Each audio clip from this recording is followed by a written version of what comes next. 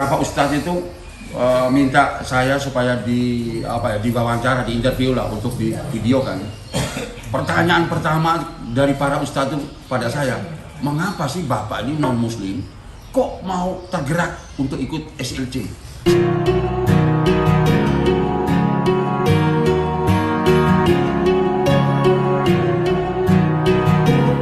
Sedangkan jaringan saya yang muslim, kok saya ngajak kok susah Pak? Saya datang sendiri. Loh, kok Bapak bisa non muslim bisa bawa orang muslim ke sini? Kok saya orang muslim kok nggak bisa bawa orang-orang saya sama muslim ke sini? Saya bilang gini. Jawaban saya Pak, satu-satunya bisnis direct selling di dunia, satu-satunya yang mengajak para distributornya tidak hanya untuk sukses secara dunia, tetapi juga harus sukses secara akhirat. Artinya Anda jalankan bisnisnya sekaligus dengan spiritualitasnya. Itu cuma satu-satunya PT BES Pak. Karena ini menjalankannya dengan dua hal yang berbeda ini jadikan satu Pak. Makanya PT BES itu saya yakin sampai kapanpun dia susah sekali untuk bangkrut, untuk rugi, untuk bermasalah. Itu susah. Apa sebab? Ada keterlibatan Allah di dalam usaha ini. Makanya Anda tidak heran dalam waktu kurang dari 3 tahun atau 4 tahun sekarang ini, seperti Pak Analis barusan ngomong, itu sudah ada ribuan orang sudah berhasil melalui PT BES ini, dan ribuan orang ini menyadari bahwa hasil yang beliau terima itu adalah pertama-tama kebesaran Allah yang mengantarkan mereka menjadi berhasil, dan mereka kalau sudah berhasil, bagaimana keberhasilan yang diterima itu mereka juga harus berikan kepada orang lain. Dan itu Anda perlu catat, saya bilang sama Pak Ustadz, bahwa memberi kepada orang lain itu bukan hanya di Al-Quran yang ada tulisannya. Semua agama itu ada di kitab suci itu, memberi ke orang lain itu hukumnya wajib. Karena apa? Rezeki yang kita terima itu sekian persen itu bukan milik kita, milik orang lain. Pertanyaannya, kita sudah berikan apa belum? Ternyata hampir 90% saya yakin belum bisa memberikan itu dengan berbagai macam alasan. Tapi Anda lihat di PT BES ini, kita diajak melalui SLC supaya kita disadari bahwa apa yang kita terima itu bukan 100% milik kita. Kita harus menjadi saluran berkat bagi banyak orang lain. Wah, ini yang menarik. Lalu yang kedua, dia nanya sama saya, si Pak Ustadz ini. Lalu apa yang membuat Anda sebagai seorang pengusaha kok mau jalankan masuk di PT BES? Usaha saya itu modalnya miliaran, untungnya kecil, risikonya tinggi, waktunya lama. Saya masuk di PT BES, modalnya kecil, untung besar, waktunya cepat, tanpa risiko, tidak ada pusing.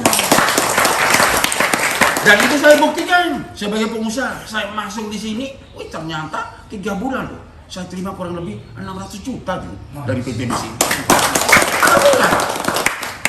Makanya dengan marketing plan PT BES yang begini mudah, yang ownernya berusaha untuk menolong banyak orang terlepas dari hutang dan riba ini, sebenarnya saya boleh katakan itu, kalau orang tidak berhasil di PT BES itu terlalu bodoh-bodohnya orang itu. Udah beneran. Orang ini tidak mengerti nih, orang ini perlu banyak belajar. Kenapa? Anda mau cari semua direct selling yang ada, yang sudah pernah ada di Indonesia ini, secara marketing plan, secara produk pun tidak ada loh yang menang dengan marketing plan-nya PT BES. Tidak ada yang menang. Nah, kalau Anda tahu sudah marketing plan terbaik, bisnis yang dinyatakan syariah, produk terbaik, kerjanya dibantu oleh tim leader, lalu di mana sulitnya? Tidak ada sulitnya, sepanjang orang itu mau. Tapi yang paling kita harus ingat, Anda kalau masuk di PT BES ini, Anda jangan mau cari bagaimana saya untung, tapi pikirlah bagaimana orang lain itu bisa untung. Orang lain itu bisa sukses. Dengan Anda membuat orang lain sukses sebanyak mungkin, otomatis Anda pasti lebih sukses. Jadi teori gampangnya, lalu ngapain Anda pusing-pusing pikirin dirimu sukses? Pikirin aja orang lain sukses. Dakwah aja sebanyak-banyaknya.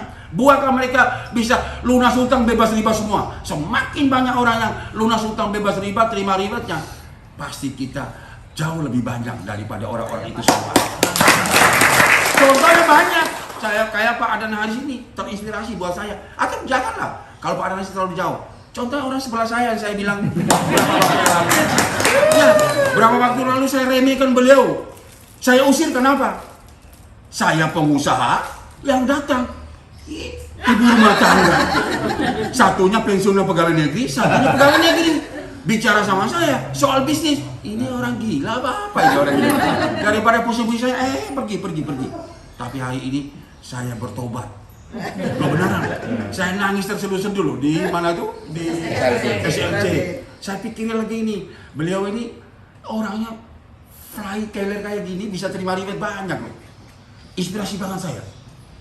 Orang kayak gini aja bisa, lalu jalan-jalan bisa rekeningnya berbunyi terus. Lalu kenapa saya yang pengusaha itu harus pusing dulu, kerja dulu, ngurusin karyawan, baru dapat uang? Lah lebih baik ini saya ikuti jalannya. Ini benar, ternyata benar. Hanya dalam waktu singkat.